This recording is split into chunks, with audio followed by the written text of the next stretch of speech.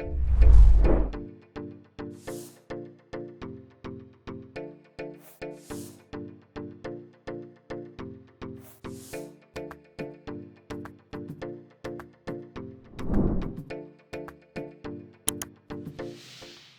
tarde, pessoal, tudo bem?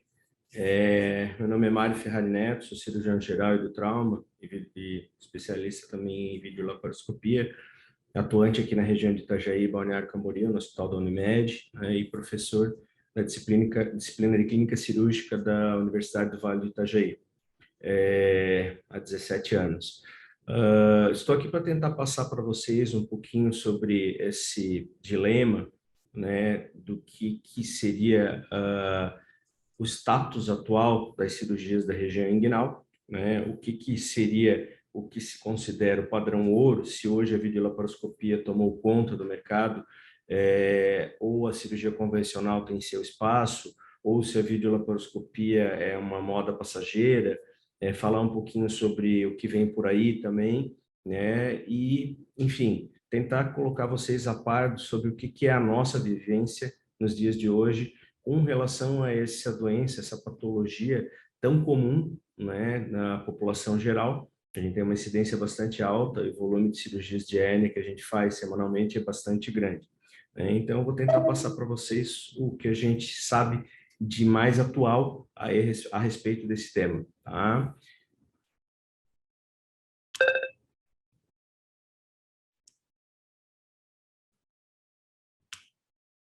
Muito bem. Então, vamos lá. Primeiro, a gente tem que tentar, para falar um pouco sobre a hernia inguinal, a gente tem que tentar entender a história, né? Como começou as cirurgias de correção dos defeitos herniários da parede abdominal da região inguinal. Ela se divide em 3 períodos. Hoje, a gente poderia dizer que já começa a se dividir em 4 períodos, né? Então, os defeitos, primeiramente, eles eram corrigidos através da aproximação das estruturas, ou seja, do tendão conjunto da bainha que reveste o reto abdominal até o ligamento inguinal, de uma forma que se tinha bastante tensão entre as estruturas e um índice de recidiva bastante alto, né, o que seria até inaceitável nos dias de hoje. Posso dizer para vocês que minha história como residente de cirurgia, meu momento como residente de cirurgia, a gente viveu bastante essa época, que seriam as cirurgias de Bassini, McVeigh, né, para correção da hernia inguinal e para correção da hernia femoral, sem a utilização das próteses. Esse seria o primeiro momento na história da correção dos defeitos herniários da região inguinal. O segundo momento, então, vem após o advento das próteses, né, que veio como um marco precursor, um divisor de águas, a utilização da prótese da tela de polipropileno, que passou a evitar essa tensão excessiva na região, minimizando sobremaneira, dá para dizer que 5, 10 vezes menor a incidência de recidiva, né, com o uso da prótese, a partir do momento que começou a se utilizar a prótese nessa região. Um terceiro momento, um terceiro marco na história das correções das hérnias da região inguinal veio com o advento da videolaparoscopia, né? E hoje a gente pode dizer que a robótica está entrando nesse cenário de forma lenta e progressiva, mas como a gente sabe, toda evolução ela acaba ocorrendo, mais cedo ou mais tarde a gente não pode lutar contra a evolução. Na realidade, a gente não pode permanecer numa zona de conforto e a cada dia que passa a gente tem que estar se atualizando. Por isso estamos aqui, né, tendo esse bate-papo, para que a gente possa se antenar sobre o que é melhor para o nosso paciente, que é o nosso objetivo final, certo? Então, como eu falei, o primeiro marco divisor aí, o primeiro momento foi a saída das cirurgias sem uso das próteses, das telas, para as cirurgias com tela. O grande mestre que trouxe esse ensinamento para a gente foi o professor Irving Lichtenstein. Tá? No final da década de 80, ali em 84, ele criou o procedimento e até o final da década de 80 ele foi aperfeiçoando esse procedimento, utilizando um mesh, uma tela, né? Fixada ao tendão conjunto, ao tubérculo púbico e ao ligamento inguinal, de uma forma que essa prótese, esse mesh de tela, ele cobrisse a região do defeito, sendo ele direto né, um defeito da face transversalis, um defeito posterior da musculatura posterior, ou através do cordão inguinal, né, pela falta da obliteração do fechamento do conduto peritônio vaginal, né, nas chamadas hérnias congênitas.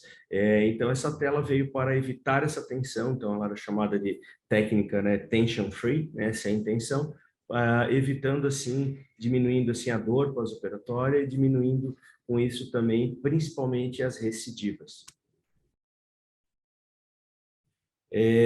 A partir desse momento, dessa criação da técnica de Liechtenstein, ela passou a se tornar, no início dos anos 90, já um padrão ouro na cirurgia das hérnias inguinais, né? Todo mundo passou a utilizar a prótese como digamos, quase como obrigatório na realização da correção do defeito herniário.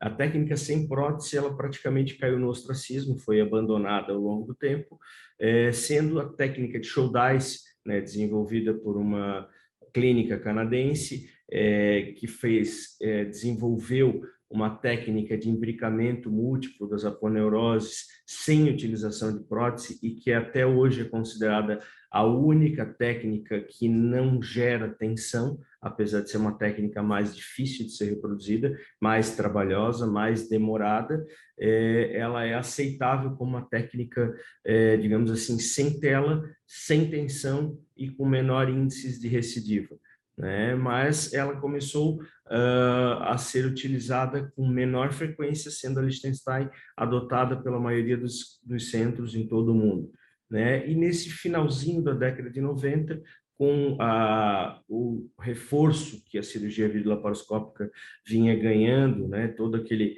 avanço em todos os tipos de cirurgia, iniciado lá na década de 80 também com a cirurgia da colecistectomia videolaparoscópica, depois no início dos anos 2000 com a cirurgia da hérnia de hiato, né, a cirurgia antirrefluxo, a cirurgia de Nissen. Então, assim, nesse momento começou-se a desenvolver técnicas, possibilidades técnicas para correção através de videolaparoscopia, do uso de uma câmera, né, de uma microcâmera, para correção desses defeitos herniários de uma forma chamada videolaparoscópica ou não convencional. Aí veio as duas técnicas que são as adotadas até hoje, que é a TEP, que é a pré-peritoneal, né, na qual a câmera entra abaixo do subcutâneo, atravessando o oblíquo externo, e é fixada a tela, é colocada a tela após uma dissecção, um balancector. Essa tela é colocada nos mesmos moldes semelhantes aos realizados na técnica de Liechtenstein, só que com o uso de uma câmera e a passagem dessa prótese através de um trocáter. E a TAP, que é a técnica, talvez hoje dá para se dizer a mais convencional, a mais utilizada, que é a transperitoneal total, na qual a gente entra na cavidade abdominal, faz a insuflação com o pneu peritônio e faz a dissecção da região inguinal, o flap do peritônio, traz-se o saco herniário para dentro da cavidade, reduz todo o conteúdo de saco e afixa-se uma tela naquela região, fechando esse defeito posteriormente à musculatura e não anteriormente, como na técnica de Liechtenstein. Do ano 2000 até o ano 2010, a gente viu o amadurecimento dessas técnicas videolaparoscópicas. Elas cada vez mais foram tomando fôlego e foram conquistando e convencendo os médicos, os profissionais a se atualizarem e realizarem esse procedimento, que foi lentamente se tornando um procedimento considerado como padrão na maioria das instituições. Surgiram também novas técnicas nesse meio tempo, no início dos anos 2000, que seriam umas variantes da técnica de Liechtenstein, né, com a utilização da prótese colocada na região entre a face transversalis e o oblíquo externo, né, que seriam os plugs, e o PHS, né, também foi utilizado foram inventadas telas de fixação com ganchos, né, que seriam umas telas que não haveria necessidade de dar pontos, como a tela ProGrip, né? Ela era simplesmente alocada sobre a região da face transversalis e ela tinha pequenos ganchos absorvíveis, né, de material absorvível, ficando a tela inabsorvível fixada, deitada, sobreposta sobre aquela região, tampando o defeito. Também como eu falei, houve esse ganho de fôlego na técnica videolaparoscópica e começou a se discutir qual seria a melhor forma de realizar essa técnica laparoscópica, qual a melhor forma de fixação e qual tipo de tela deveria se utilizar, principalmente na TAP, né, na técnica transperitoneal. Por quê? Porque começou -se a cogitar sobre a possibilidade de utilização de telas com dupla face gelatinosa de um lado, para evitar aderências de alças naquela região, mas alguns já diziam que não haveria uma necessidade, poderia se colocar, simplesmente cobrir, como é a técnica habitual utilizada até hoje, com flap de peritônio, aquela região. Os grampeadores também foram evoluindo. A gente inicialmente tinha os tackers, né, os grampeadores para fixar tanto a tela quanto o peritônio. Eles eram feitos de titânio, um material inabsorvível e que gerava mais dor, desconforto, principalmente se ele ficasse sobreposto numa região de maior sensibilidade do doente ou próxima à região de nervos, até que se evoluiu também para os tackers, chamados absorba-tackers, né, que são feitos de material similar ao fio de Vicryl, né, de poligalactina. Então, esse material ele foi melhorando, se adaptando, e a cirurgia videolaparoscópica cada vez mais foi amadurecendo e ganhando fôlego, como a gente acabou de mencionar. E a técnica de Shouldice foi cada vez mais ficando na obsolescência, muito utilizada apenas na clínica de Shouldice e com baixíssima utilização a nível mundial, né? Como coloquei aqui no slide, ela respira por aparelhos. De 2010 a 2020, a gente teve vários questionamentos, né, sobre essa questão da técnica, sobre a empolgação com a cirurgia videolaparoscópica, e a técnica de Liechtenstein, mesmo com todo esse desenvolvimento técnico, continuou sendo uma cirurgia padrão ouro, uma cirurgia de excelência, com resultados extremamente corroborados na literatura, né, em vários estudos. Ela continua sendo um padrão ouro na realização da correção dos defeitos lineares da região inguinal. No entanto, os trabalhos cada vez mais demonstraram a confiabilidade e segurança da videolaparoscopia, mas cada vez deixaram mais claros também que ela demanda uma maior curva de aprendizado. Uma cirurgia de Liechtenstein, eu como professor e como ex-preceptor de residência médica, posso dizer para vocês, foram 15 anos que eu lidei com residentes e com ensinamento de residentes, e a cirurgia aberta, convencional, a técnica de Liechtenstein, literalmente ela segue aquela rotina de a primeira vez você olha, a segunda vez você faz, a terceira vez você ensina, né, dadas as devidas proporções. Mas é mais ou menos isso que acontece com os nossos residentes. Rapidamente eles pegam o ensinamento e vão aprendendo sobre a anatomia, né, que é uma anatomia que, num primeiro momento, se você não estudar, não adentrar em cirurgias, não olhar como ela é feita, não voltar para o livro e estudar novamente, vai parecer extremamente confusa. Eu sempre digo que a anatomia da região inguinal ela é uma anatomia 3D, né, extremamente 3D. Você não vai conseguir trabalhar sem ter uma noção completa de profundidade, largura, altura, né, porque a gente tem múltiplas estruturas passando por planos de dimensões diferentes, né? Então, mas o residente acaba pegando essa mão com uma certa tranquilidade. Já na videolaparoscopia, a coisa é bastante mais complexa por si só, né? A videolaparoscopia ela exige uma curva de aprendizado maior e no caso da hérnia inguinal, um pouco maior ainda. Ela se colocaria num segundo momento com uma cirurgia de uma complexidade até um pouco maior do que uma colecistectomia, por exemplo, né? As cirurgias como o PHS e os plugs, eles praticamente nesse momento, entre 2010 e 2020, caíram em desuso, né? Viu-se que era só um custo a mais, que se fosse para utilizar um PHS ou um plug, melhor fazer então um Liechtenstein. O máximo que a gente poderia, digamos assim, a evolução maior que a gente teve nesse momento seriam justamente essas telas do tipo ProGrip, né? Essas telas com autoadesão, com os ganchinhos, que evitam esses pontos todos. A gente faz uma fixação simplesmente no tubérculo público para que a tela não desloque na região de maior incidência de recidiva, que é o nosso vértice, o nosso vetor de força gravitacional. e fora isso, a tela é simplesmente deitada sobre a região da face transversalis e envolvendo o cordão inguinal. Tá? Mas fora isso, essas técnicas elas foram caindo em desuso e viu-se que uma boa e simples Liechtenstein, no caso da não existência da possibilidade da videolaparoscopia ou da não conhecimento técnico para a realização da mesma, era excelente e resolvia o problema do doente. O Shouldice, nesse momento, voltou à tona, voltou a ter um pouco de fôlego, né? Botar a cabeça de fora desse oceano de técnicas que já foram criadas para a correção da região inguinal, por conta de alguns pacientes começarem a apresentar inguinodinia, dor crônica pós-operatória, pelo uso da tela. Que não seria exatamente pelo uso da tela. O grande vilão nessa história é a forma como a tela é fixada. Tanto que várias coisas foram evoluindo e modificando, inclusive na técnica original prescrita, né, descrita por Liechtenstein nos anos 80, que a gente já vai discutir um pouquinho adiante. E, nesse mesmo meio tempo aí, por volta do meado da década de 2010, a gente teve o início das descrições, relatos de caso de uso de robô nas correções de cirurgias de hérnias da região inguinal, principalmente em cirurgias com recidiva herniária, em que o robô, como tem um movimento mais delicado, mais preciso de uma imagem magnificada, ele acaba tendo digamos, um feeling melhor, né, para ser realizada essa dissecção por via laparoscópica robótica, né? Vamos falar um pouquinho sobre o que seriam, então, as vantagens de cada uma dessas técnicas.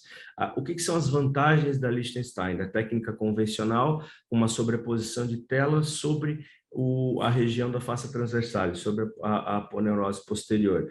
Ela tem como principal vantagem a simplicidade. É uma técnica simples, efetiva, com uma eficiência e um resultado excepcional, um custo baixíssimo. Uma prótese hoje, como eu falei para vocês, no início da minha residência a gente fazia muito Bassini, muito McVeigh, tinha-se muita recidiva. E por que a gente fazia isso? Porque era um hospital escola, um hospital do Sistema Único, né, de SUS, e o SUS não cobria a prótese na época. Inclusive, a gente ofertava ao paciente que, se quisesse comprar a tela e trazer, obviamente, até por uma questão de não ter uma cobrança dupla, a gente não vendia a tela no hospital, mas era dada essa possibilidade ao doente de comprar a tela, já que o SUS não dava, e a gente faria a técnica que seria, na época, já consagrada melhor, que seria a técnica de Liechtenstein. Os pacientes, às vezes, faziam isso, a tela era bem mais cara na época, e o SUS não cobria de jeito nenhum, e aí a gente tinha também a oportunidade de estar desenvolvendo, junto aos nossos preceptores, e realizando as cirurgias de Liechtenstein. Mas caso o paciente não tivesse essa condição, essa possibilidade, era realizado Bassini ou McVeigh, que eram as técnicas tradicionais com tensão, e que acabavam tendo uma recidiva bem maior e maiores índices de complicação. A técnica de Liechtenstein tem uma curva de aprendizagem pequena, rápida, como eu falei para vocês, 2, 3, 4 cirurgias, o residente já sai fazendo, já sabe fazer, não tem muita dificuldade. Ela tem muito menos risco de lesão visceral e de lesão vascular, porque ela é feita pela porção anterior da parede, entre a porção anterior e logo abaixo do oblíquo externo, então ela não tem risco de causar aderências, de causar lesão de órgãos na entrada de uma agulha de Verres, de um trocáter para realização por vídeo, por exemplo, né? Ela tem uma possibilidade de realização ambulatorial também, sob anestesia local. Já adianto para vocês, experiência própria, detesto, não aconselho, e teve um boom muito grande ali no início dos anos, entre 2005 e 2010, de pessoas que estavam desenvolvendo muito isso, realizar ambulatorialmente, sob anestesia local, um bloqueio do plexo ali dos nervos da região inguinal, né, hipogástrico, ilho inguinal e ramo genital femoral, fazia-se um bloqueio local e trabalhava-se de forma ambulatorial, dando alta para o paciente em seguida.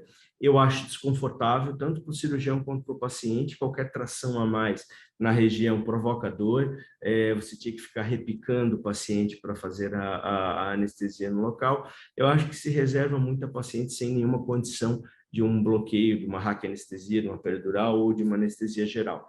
Tá? Eu realmente não recomendo, não gosto da realização de forma sob anestesia local. E, como eu falei, teve várias modificações da própria técnica de Stenstein ao longo dos anos. Uma delas, desenvolvida por Shen, né, ele passou a considerar como melhor para o paciente que se preservasse o músculo cremaster. Em geral, o que se fazia? Cortava o músculo inteiro, depenava ali, deixava, né, secadinho o cordão inguinal com seus 6 outros elementos, né? O duto deferente, artéria, plexo pampiniforme, nervo, e no caso Shen falou que preservando o músculo a gente tem menos chance de fazer lesão do ramo genital, do gênito femoral, com isso também a gente teria uma, digamos, anatomia mais bem preservada também no momento de fazer a reconstrução ali com a tela. Outra coisa que foi modificada ao longo do tempo, que melhorou o resultado, também foi a inversão do saco herniário, onde a gente pegava o saco herniário e ao invés de a gente ressecar esse saco, né, fazer uma bolsinha e ressecar esse saco, a gente fazia uma eversão, tipo bolsa de tabaco, como é feito na apendicectomia, né, para a gente invaginar o coto, a gente evertia e fechava essa bolsinha evertendo. Por que disso?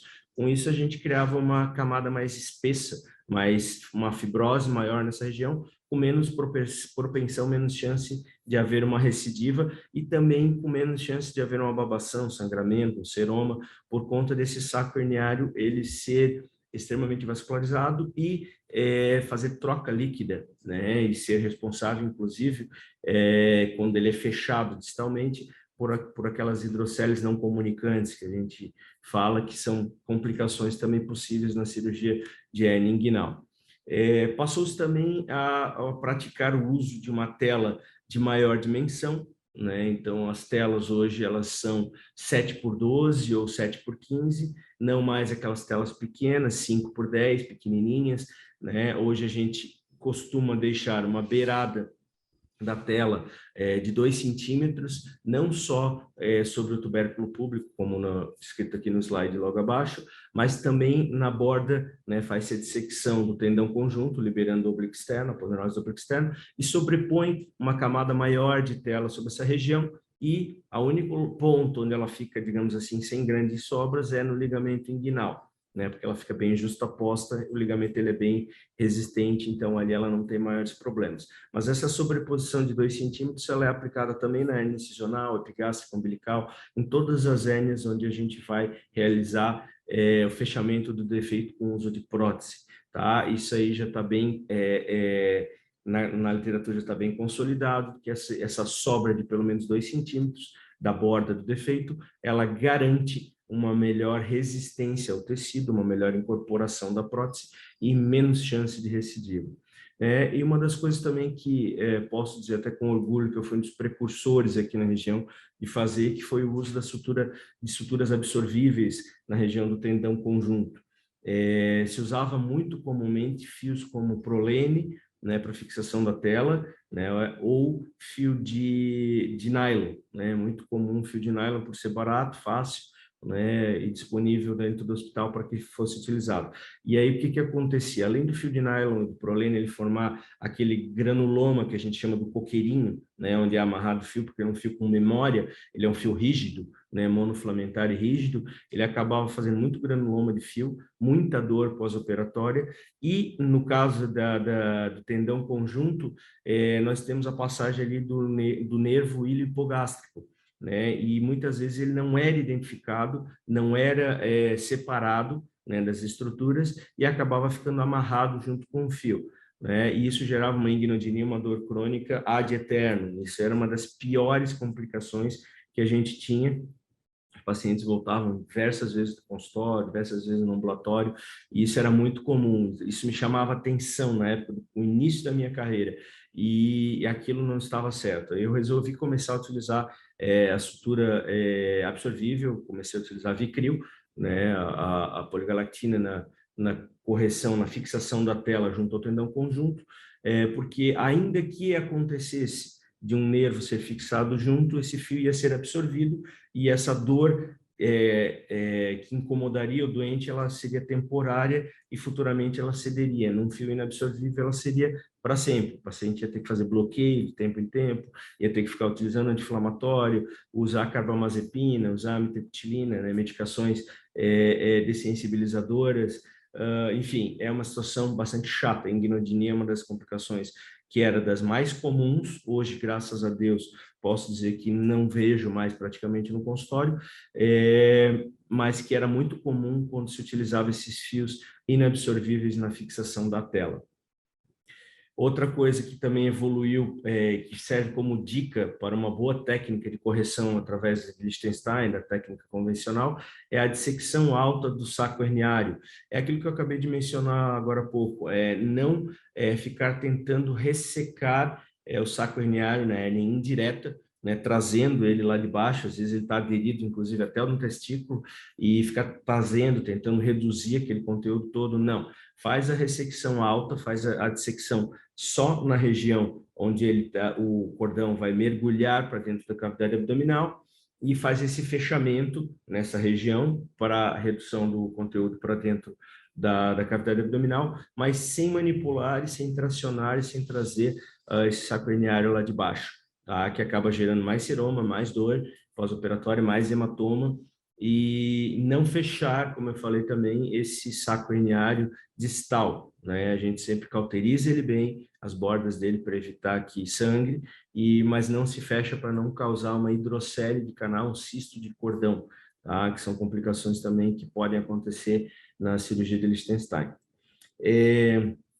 Fazer a aplicatura da fascia transversalis, né, nas hérnias diretas, ou seja, se tu tens uma hérnia direta grande, um abaulamento grande, fazer uma bolsinha e reverter esse conteúdo antes de fazer a fixação da tela, para que ele não te atrapalhe e não fique protruindo ali inferiormente à tela e que acabe dissecando por baixo da tela e fazendo uma recidiva dessa hérnia. Então, fazer essa aplicatura, quase como se fosse um bacine, mas sem pegar o ligamento inguinal per se, né, nem o tendão conjunto, e sim próximo a ele, simplesmente invaginando aquele conteúdo direto, né, dentro do triângulo de Hasselbalch, para evitar que ele fique protuindo ali, atrapalhando a tua fixação da tela e possa deslizar depois por baixo dela em algum momento de algum esforço, tosse ou espirro do paciente.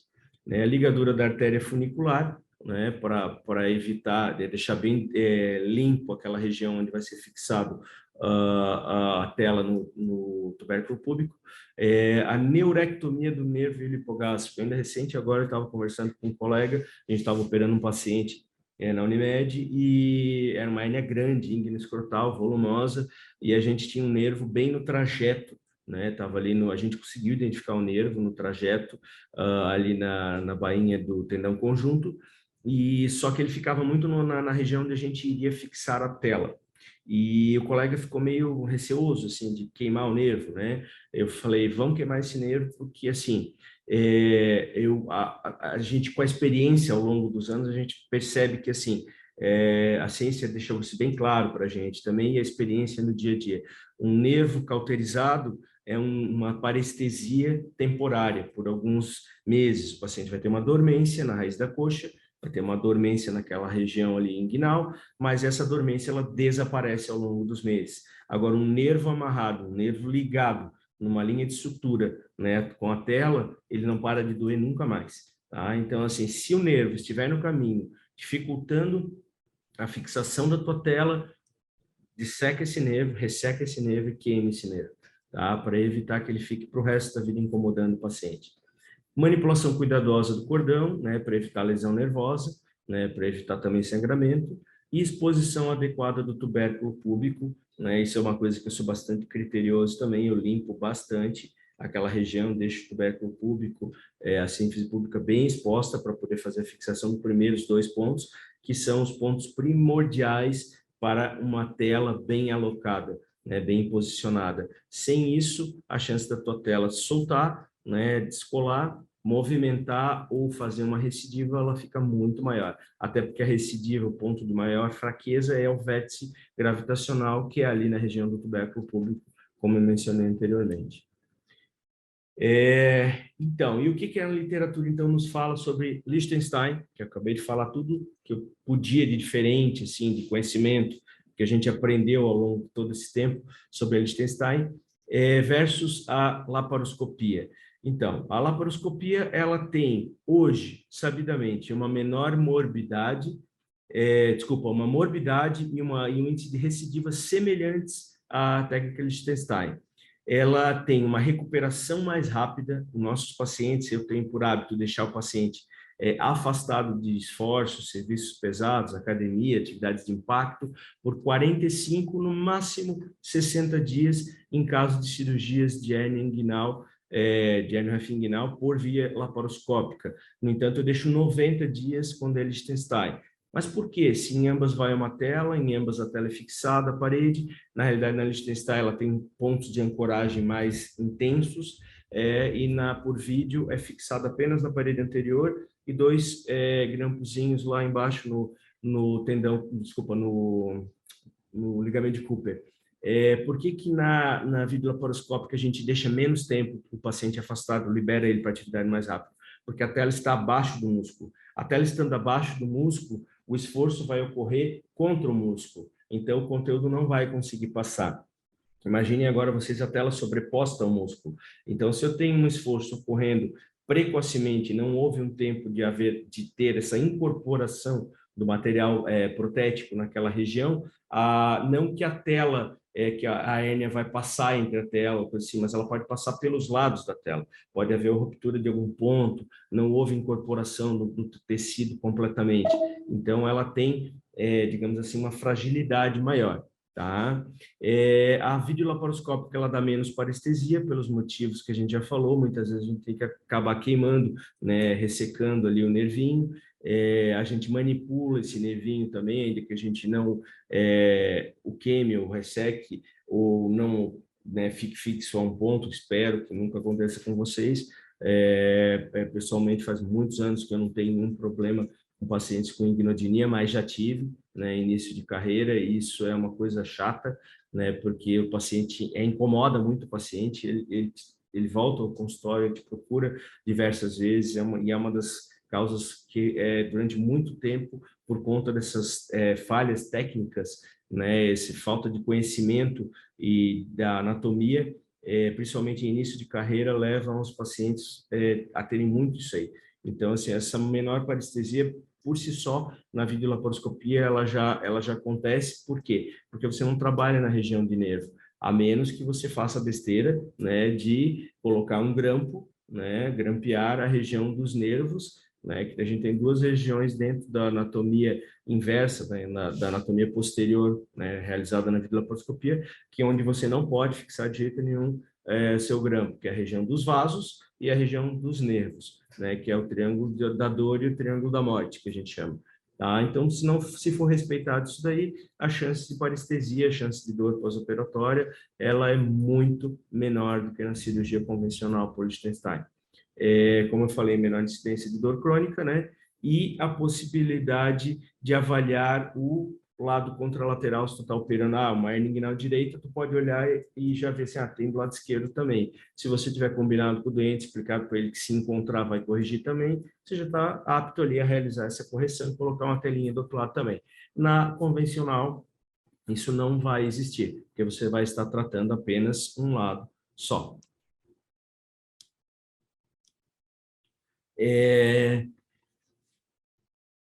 Uma das coisas que mais se fala e se defende, né, foi o início digamos assim, da defesa da videolaparoscopia na correção das hérnias, nas bilaterais. Que ao invés de você ter duas incisões, duas inguinotomias, sejam transversas ou paralelas à prega inguinal, uma em cada lado, você vai ter 3 furinhos, né, da vídeo, e vai corrigir os dois lados, de forma semelhante ao que se fazia na estopar, né, que é a técnica na qual se faz uma colocação de tela pré-peritoneal.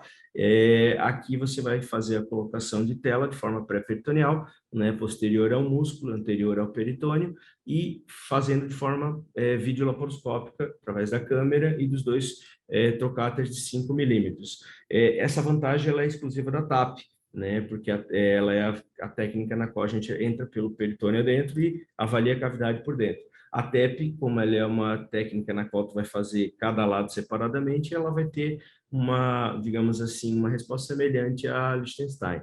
Então, nesses casos, mais uma vez, a menor dor, menor tempo de internação, se corrige as duas hérnias de uma vez só, né? Tem menos complicações, menos seroma, menos hematoma, menos deiscência de ferida operatória, né? De FO, de pontos na pele, né? Deiscência de pele, e muito menor chance de infecção.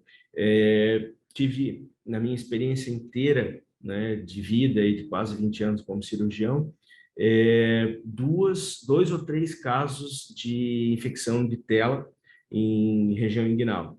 Em todos esses casos, ou o paciente era diabético ou era tabagista, que são os dois venenos, né, nas cirurgias de parede abdominal e nas cirurgias com uso de prótese. E em todos eles, pela graça de Deus e pela nossa intervenção sobre a região de forma rápida, né, e decisiva, lavando, debridando, a gente conseguiu poupar a retirada da tela. Eu nunca precisei tirar uma tela de região inguinal até o momento. De hernia incisional já aconteceu, né, de ter que ser removida por conta de infecção, de fístula ou afins, mas de região inguinal nenhuma vez. Mas uma infecção de região inguinal com prótese, com tela, é terrível e é uma experiência que ninguém gosta de ter, né? Mas só não complica quem não opera, né? Como diz o ditado. Então, assim, a técnica por videolaparoscopia, ela evita esse tipo de coisa. A chance de infecção é muito menor, é praticamente zero, até porque tu trabalha literalmente só com material endoscópico dentro da cavidade, sem manipulação excessiva. Então, seroma, hematoma, deiscência, infecção, tudo isso é consideravelmente menor. E quais são, então, as desvantagens da videolaparoscopia, né? Falando aqui em TAP, né? Diria para vocês assim, ó, aproveitando o ensejo, que para mim, quando se fala em videolaparoscopia na hernia inguinal, eu considero como a técnica ideal a TAP, né? A transperitoneal é a técnica que hoje todos nós, por exemplo, aqui, né, dentro da região, né, nos hospitais aqui da região, os hospitais de referência, utilizamos a TAP. A TEP é uma técnica que eu consideraria assim bastante exclusiva de alguns profissionais, assim como falaria isso da Show Dice, é uma coisa que se vê muito pouco uso hoje. Me parece ela não ter ganho fôlego, não ter ganho, digamos assim, uma adesão profissional tão grande, né? Então vamos falar sobre a TAP, que é o nosso dia a dia do cirurgião geral. Qual é a desvantagem dela? A gente acabou de falar N vantagens, né? Menor infecção, menor dor, menor manipulação, menor seroma. Parece que só tem vantagem, então vídeo é vídeo é vídeo, né? Mas então qual é a desvantagem da correção por videolaparoscopia? A primeira delas é o custo, né? O maior custo. É mais caro, não tem como desconsiderar isso. O custo direto é maior, porque a gente tem o grampeador, que custa, vou colocar aí para vocês, em torno de R$ 1.500, R$ 1.600. Tem-se o trocáter de videolaparoscopia e todo o equipamental, a taxa de sala dos hospitais, que é bem maior, por conta da torre de vídeo, que tem seu custo ainda da ordem de 300 até 500 mil reais, a depender do nível da torre de vídeo, se é uma torre de vídeo convencional, uma torre de vídeo mais moderna, né? Se é Full HD, se é 4K, se é 3D, enfim. Então, assim, esse custo ele vai ser repassado ao doente, né, ou ao plano. Então, assim, ela gera um maior custo direto. Porém, a gente sabe que também ela diminui o custo indireto, porque o retorno à atividade é mais rápido, como a gente já falou, o paciente tem menos dor e tem menos chance de dor crônica. Então, isso se dilui e hoje, fazendo-se, depois de vários estudos randomizados, prospectivos, se chegou à conclusão indiscutível de que o custo total final, somado o custo direto e o indireto, é menor na videolaparoscopia, mas a gente aqui está falando de custo, dinheiro para fazer a cirurgia. O maior custo dela é considerável, né? Em torno, hoje, um pacote de videolaparoscopia, a parte hospitalar, ela gira em torno de R$ 5.000, tá? Para fazer uma cirurgia de R$ 4.000 a R$ 5.000 para fazer uma cirurgia por vídeo, e um pacote desse para fazer uma cirurgia convencional aberta, R$ 1.800. Então, assim, é mais que o dobro, né? Então não dá para desconsiderar. né? Ela necessita de anestesia geral, porque a gente tem que confeccionar o pneu peritônio, fazer a cirurgia por dentro da cavidade abdominal, diferente da Liechtenstein, que é feita pela parede, então a gente pode ter só hack, né? Uma peridural, uma hack ou até uma anestesia local, que eu falei para vocês que eu não gosto, né? Mas é possível de ser realizado.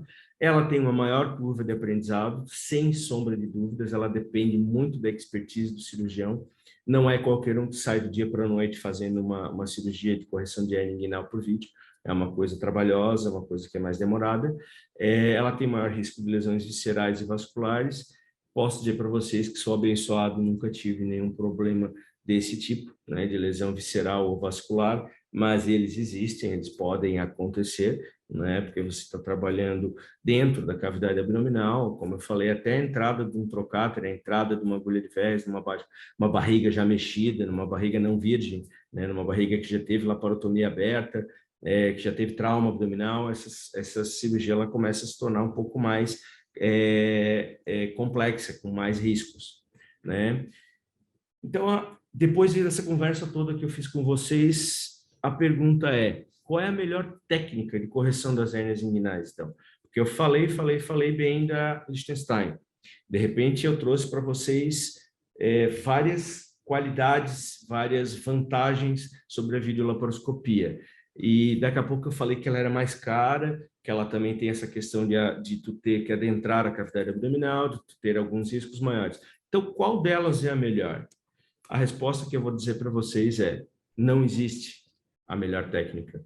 Tudo depende, tá? Tudo depende. Se alguém um dia disser para vocês assim: a melhor técnica é a videolaparoscopia para todos os casos, ou a melhor técnica continua sendo o Liechtenstein para todos os casos, por favor, não acreditem, tá? Porque isso não existe, tá? O que existe uma melhor técnica para cada caso. E essa melhor técnica para cada caso vai depender de quê, né? Primeiro de tudo, você vai ter que lembrar quem vai operar esse paciente. O cirurgião que vai realizar o procedimento, né, essa cirurgia, essa correção de hernia inguinal, ele é um cirurgião com 2 anos de formação, 2, 3 anos de formação, recém-formado, pouco contato com vídeo, fez um curso de 2, 3 meses e está se aventurando nesse mundo. Faça aberta, faça convencional, tá? Vai fazer uma diferença muito grande. A expertise e a curva de aprendizado para a videolaparoscopia ela é muito maior. Então, assim, para fazer por videolaparoscopia, você precisa de um cirurgião habilitado para isso. A segunda pergunta, a instituição onde o paciente vai fazer esse procedimento tem o recurso e os materiais adequados de qualidade para a realização do procedimento por videolaparoscopia com segurança? Já trabalhei em instituição que não tinha. Já trabalhei em instituição que a gente tinha uma dificuldade tremenda em fazer uma videolaparoscopia. E que cada videolaparoscopia que ia ser realizada era um verdadeiro tormento para toda a equipe. O que eu diria para vocês? Qual a melhor técnica nessa hora? A convencional, porque está garantida. Você vai fazer uma boa técnica, um bom Liechtenstein, você sabe fazer, faça. Se a instituição não te dá a condição, se você não tem a expertise para fazer por videolaparoscopia, deixe ela de lado. Faça no momento que você tiver certo do que você pode fazer e que a instituição te fornece esse material adequado para que a cirurgia seja feita com segurança. A segurança do paciente é a primeira coisa que a gente tem que lembrar. Segunda coisa, quem vai pagar a conta? Essa pergunta parece estranha. Parece, nossa, doutor Mário é um médico capitalista, né? Ele está diferenciando doente do sistema de saúde público ou privado, convênio particular. Já explico para vocês no que eu estou querendo que vocês entendam nesse momento.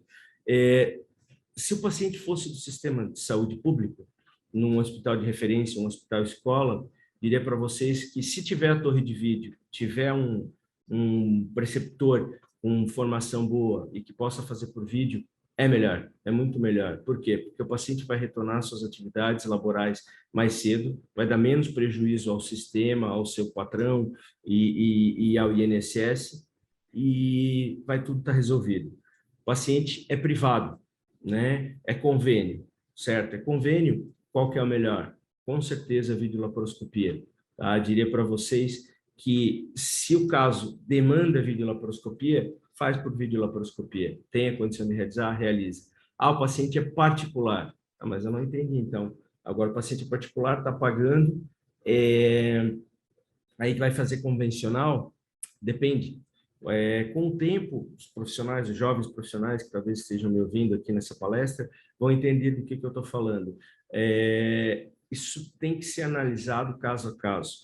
Por quê? Porque existe aquilo que é uma brincadeira no meio médico, que é o particular e o particuloide, né? Que existe aquele paciente particular que chega para ti e diz, eu quero fazer o melhor método, né? Como a gente tem até uma história de um paciente que pediu para fazer uma apendicectomia por robótica, né, num serviço que a robótica tinha acabado de ser montada, e assim, não era o melhor método para ele, não era o mais seguro, a equipe não estava preparada para isso, mas ele queria pagar para fazer por robótica, né? Então, existe esse tipo, esse perfil de paciente, ele tem a condição, ele quer fazer o melhor, né, que nesse caso até, como eu falei, não era o melhor, mas vamos lá, ele quer fazer vídeo porque ele se sente mais seguro por vídeo. Você tem condição, um hospital bom para fazer vídeo, você é um expert, né? Você tem expertise, você sabe fazer vídeo, você vai fazer vídeo, né? Não vai pesar no orçamento do doente, não vai fazer vídeo. Agora, se é aquele paciente que veio, te procurou com dinheirinho trocado, contadinho, porque precisa resolver um problema de uma hérnia,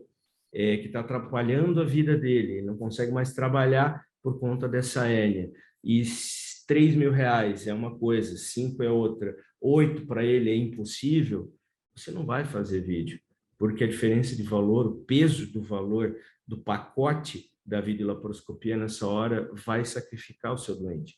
E o resultado final, tirando a questão, esses detalhes que a gente falou ali, principalmente do retorno ao trabalho mais rápido e tudo mais, tirando essa parte, uma cirurgia do Liechtenstein bem feita nas mãos de quem tem habilidade para fazer os dois tipos de procedimento, traz um resultado similar ao da videolaparoscopia. A gente acabou de falar 2 ou 3 slides para trás. O resultado final, a morbidade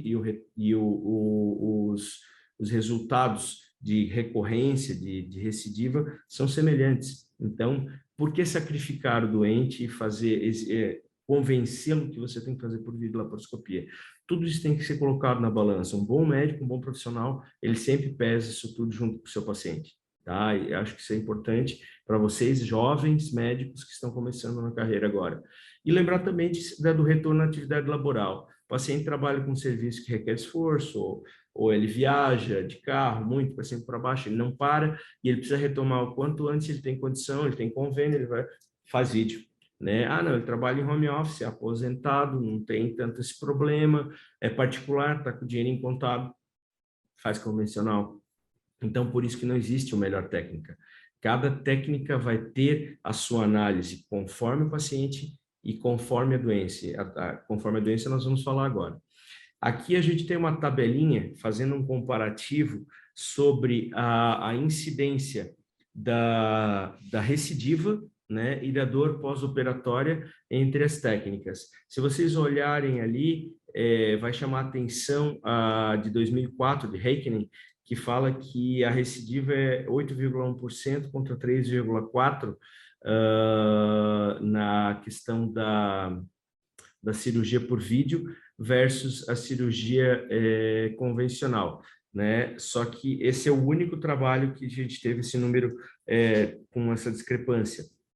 E a gente vê os outros trabalhos ali, quando a gente chega em situações como a questão da dor crônica, lá em 2008, Hallen et al., e a gente tem também um outro trabalho ali de Grant et al., de 2004, falando que a dor crônica maior na vídeo do que na convencional. Se vocês olharem aqui na terceira coluna, grupo, todas elas, os dois trabalhos, eles eram com técnica de TEP, né, que é a pré-peritoneal, com a dissecção ali da região inguinal, com balão, né? Então, assim, que é aquilo que eu falei para vocês, eu pessoalmente não gosto. Para mim, ou é TAP ou é Liechtenstein, mas é uma questão de opção mesmo, respeito quem pensa ao contrário, né? Mas então tem que ficar ligado com isso. Aqui os resultados mostram exatamente isso que a gente falou. Se for comparar a TAP versus a Liechtenstein, a incidência de dor pós-operatória, dor crônica, ela é menor na vídeo, né? O retorno ao trabalho é menor, mais rápido, né? E a recidiva é similar entre as duas, não tem significância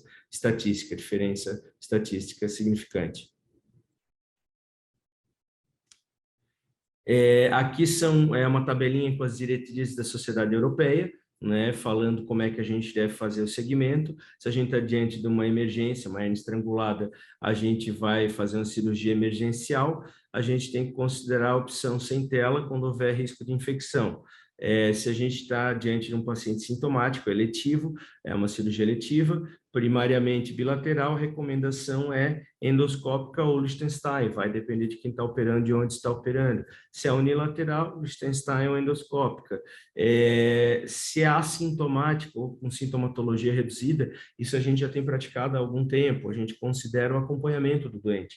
Hoje, ter uma hernia inguinal não significa que você é obrigado a operar. Às vezes o paciente não tem sintomatologia, é uma hernia pequena, foi descoberta ocasionalmente por um exame físico ou por um exame de imagem. Então, assim, tome cuidado em operar um paciente que não tem sintoma, porque de repente ele não tem e passa a ter por conta da tua cirurgia, né? Que trabalha em região com pelo menos 3 nervos sensitivos, né? Então, tem que ter um cuidado maior sobre isso. Se a cirurgia é recidivada, foi feito técnico posterior, a próxima cirurgia vai ser por anterior. Se foi feito com anterior, a próxima cirurgia vai ser por via posterior, por via videolaparoscópica, né? Isso vai estar bem descrito aqui nesse slide, ó. As conclusões que a gente vai ter, então, com essa aula. A hernia recidivada, já operou uma vez? Sim. Operou como? Operou por via anterior, convencional, Liechtenstein. É óbvio que a sua correção vai ser por videolaparoscopia. É a melhor forma de você estar trabalhando isso aí, a menos que você tenha uma contraindicação. Porque você não vai ter que mexer numa região com uma tela toda grudada, uma região inflamada, uma região de difícil manipulação. A hernia recidivada, a primeira cirurgia foi uma TAP, foi videolaparoscópica, transperitoneal total, você vai fazer o quê? Corrigir por Liechtenstein, corrigir de forma anterior, né? Se ela é bilateral, pessoalmente, preferencialmente, se não houver contraindicação, hoje o consenso e o meu também pessoal, videolaparoscopia por TAP. Né? Você aborda os dois lados com 3 furinhos da videolaparoscopia. O paciente é obeso, tem um coxim suprapúbico volumoso, videolaparoscopia por TAP. Né? TEP vai ser o mesmo trabalho que tu vai ter numa inguinotomia, numa cirurgia convencional por Liechtenstein. Paciente com grandes hérnias, inguinoescrotais de difícil redução, aquele paciente que tem um cólon sigmoide inteirinho dentro da região inguinal. Esse paciente, para fazer por videolaparoscopia, a chance de sangramento, a chance de complicação, a chance de dar zika durante a cirurgia é muito grande. Nesses casos, faça por Liechtenstein. Faça abordagem por via anterior e traga esse saco herniário, esse conteúdo do saco herniário, aumento, ou colo, todo para dentro da cavidade, faça a redução e corrija com uma telinha de forma tradicional, convencional por Liechtenstein. O paciente tem cirurgia abdominal prévia, né, especialmente pélvica, cirurgias abertas, com possibilidade de aderências, dificuldade de tu acessar aquela região inguinal, risco de você fazer uma perfuração de uma víscera oca, faça uma Liechtenstein. Né? Não tente se meter herói. Tá? É melhor que você faça uma Liechtenstein, corrija o defeito herniário e não se incomode com os riscos que você vai estar incorrendo para o seu paciente. Tá? O paciente foi submetido à radioterapia pélvica, Liechtenstein. Não tente entrar numa cavidade que provavelmente vai estar congelada, tá? Pela radioterapia, pela lesão actínica. Né? O paciente é cardiopata e não tem possibilidade de anestesia geral, né? Vai fazer um pirão peritônio, vai insuflar, vai comprimir, vai aumentar a pressão intraabdominal, vai comprimir veia cava, vai diminuir o retorno venoso. Esse paciente vai piorar porque ele já é cardiopata, ele já tem uma fração de ejeção ruim. Liechtenstein, não discuta, entendeu? É mais fácil, é mais seguro para o seu doente. Então, é isso que eu quero que vocês entendam com essa aula. A gente começou falando as vantagens de uma, depois as vantagens da outra, os custos de uma, os custos da outra, e no final a gente chega a que conclusão? Que a melhor técnica é a técnica que melhor se enquadra para o seu paciente. Ambas as técnicas são seguras, ambas têm bons resultados, ambas têm índice de recidiva semelhante, a dor crônica é menor, né, e o retorno às atividades na videolaparoscopia é sabido, né? A escolha entre TEP e TAP vai depender da expertise e da preferência pessoal do cirurgião, como eu falei, eu e a maioria dos nossos colegas aqui da região preferem TAP, né? Atingir a curva de aprendizado na videolaparoscopia, ela é fundamental para ter bons resultados, ou seja, não se aventurar. Se você está começando, tenha um profissional gabaritado, um profissional com mais experiência ao seu lado. Não comece sozinho, tá? Isso é muito perigoso, para o seu doente e para a sua carreira profissional. Tá? É isso que tem que ficar bastante claro para vocês. O nosso objetivo como médico sempre foi, é e sempre será o resultado e o nosso paciente. Tá certo, gente? Agradeço o tempo de vocês aqui, espero que vocês tenham gostado da palestra, que vocês possam ter aprendido alguma coisa com isso, e me coloco à disposição aqui, vocês têm endereço no meu e-mail, né, todas as formas de me acompanharem aí, né, nessa nossa trajetória, tá certo? Muito obrigado a todos, gente.